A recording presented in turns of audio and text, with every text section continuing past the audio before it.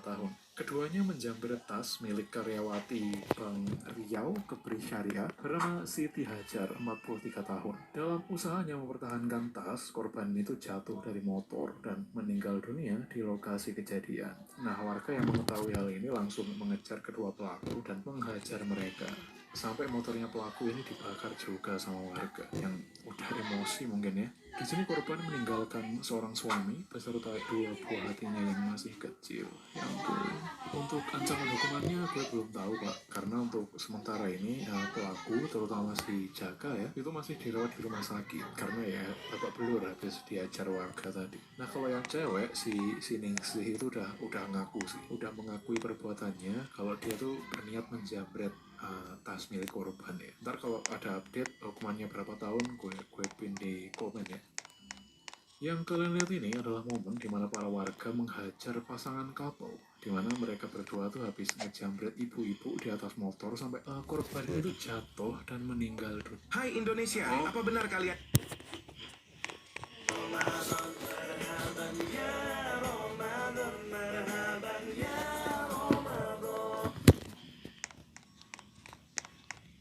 Di bawah balok rumah yang baru saja direnovasi, pemilik rumah menyadari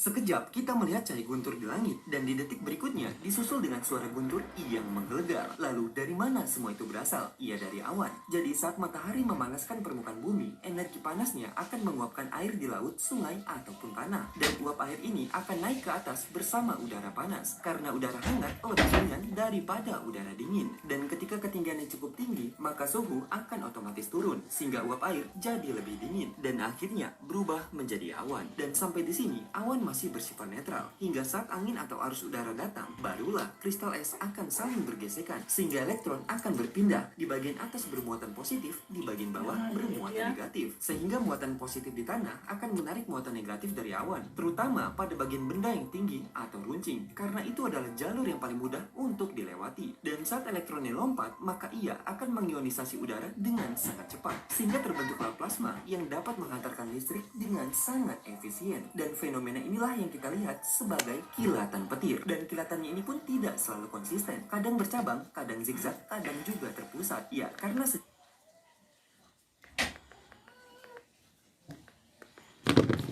Pria ini separuh tubuhnya sudah dimakan oleh pohon. Putus asa, ia hanya bisa menunggu dengan diam, berharap ada yang datang menolong dalam keadaan.